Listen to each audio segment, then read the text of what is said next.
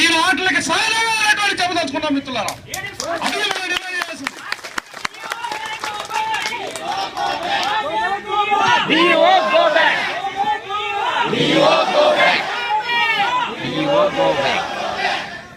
స్కూల్స్కి వెళ్ళి ఆ కాగితం చూసి ఈ కాగితం చూసి అక్కడేం మాట్లాడ్డానా, మీడియా వాళ్ళతోటే మాట్లాడతాడు.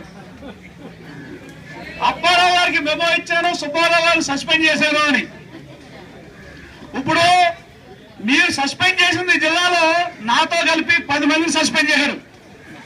ఇప్పుడు ఇవాళ ఇక్కడికి ఉన్నవారందరూ మిమ్మల్ని సస్పెండ్ చేశారు.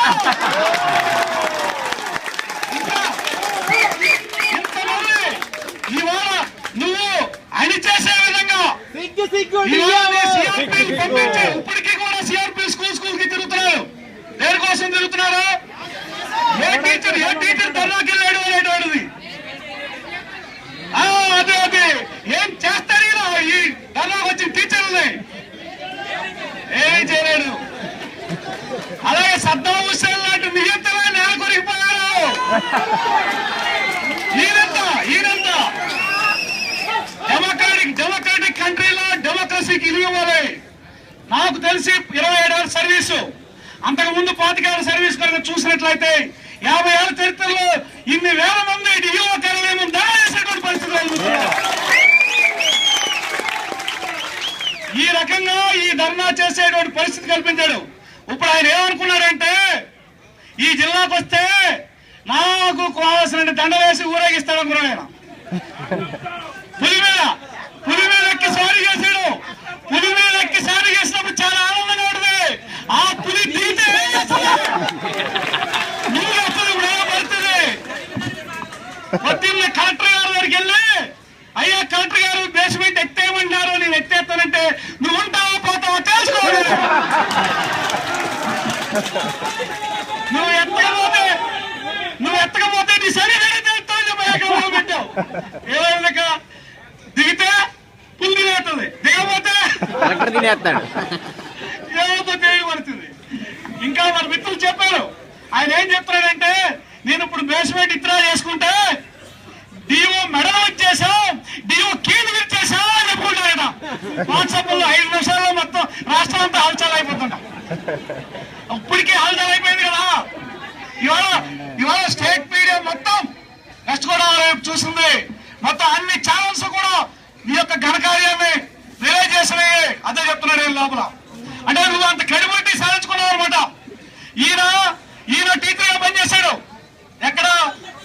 ఆ ఎర్ర చెట్టు వారి పాదం. ఆయన అక్కడ ఏం చేశాడు?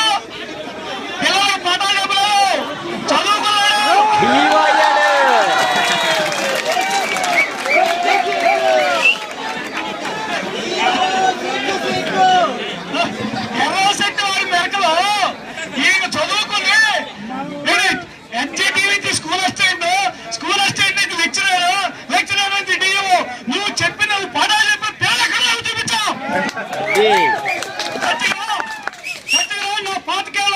ఉపాధ్యాయ జీవితంలో నేను చెప్పిన పిల్లలు ఎక్కడ చూపిస్తాను. అంటే నువ్వు ప్రభుత్వం నిధులు జీతాలుగా తీసుకుని నువ్వు ఈరోజు డిఓగా ఎదిగి ఉపాధ్యాయుల్ని పాదాలతో మొక్కాలని చూస్తే ఇక్కడ అంతేమి మొంగిపోయేటువంటి టీచర్లు లేరు.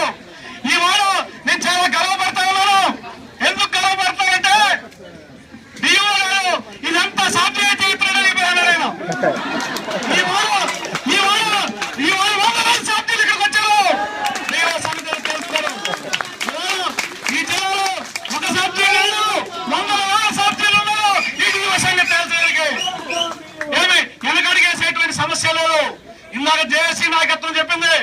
నేను జనవరి 20వ తేదీన 25వ తేదీన చాలా సహనం పాటించాను. ఎందుకు పాటించానంటే ఈదికి ఎక్కడం 5 నిమిషాలు పట్టదు. ఎక్కిన తర్వాత ఆ పరువు కాపాడుకోవడం చాలా కష్టం. అలా నా సస్పెండ్ చేసిన రోజు చెప్పాను నాయకత్వానికి. ఏం చెప్పాను? నేను 3 నెలలు సస్పెన్షన్ లో ఉంటాను, నా సస్పెన్షన్ గురించి మాట్లాడద్దు, నేను స్కూల్కి తిరిగి ఈయన యొక్క దురాగతాన్ని చెప్తానని చెప్పాను. అయితే జేఏసీ నాయకత్వం ఇంటర్ఫీర్ అయ్యి 24 గంటల్లో నువ్వు విత్డ్రా చేసుకోకపోతే నీ సంగతి ఏదో తెలుస్తానన్నప్పుడు ఆయన విత్డ్రా చేసుకున్నాడు. నాకు అవకాశం తప్పిపోయింది. కానీ 9 మాసాలు పట్టింది. నవమాసాలు మోసి కన్నతల్లిలాగా అది డెలివరీ అయిపోయింది. డెలివరీ అయిపోయి బిడ్డ బయటకు వచ్చింది. ఆ బిడ్డ ఇవాళ కత్తులు కోస్తా ఉంది. మరి ఇది కాసుకున్నాడా చూసుకుందాం. ఏమి ఈ రకమైనటువంటి పరిస్థితి ఇప్పటికైనా తెలుసుకుని ఈ జిల్లాలో పిల్లలు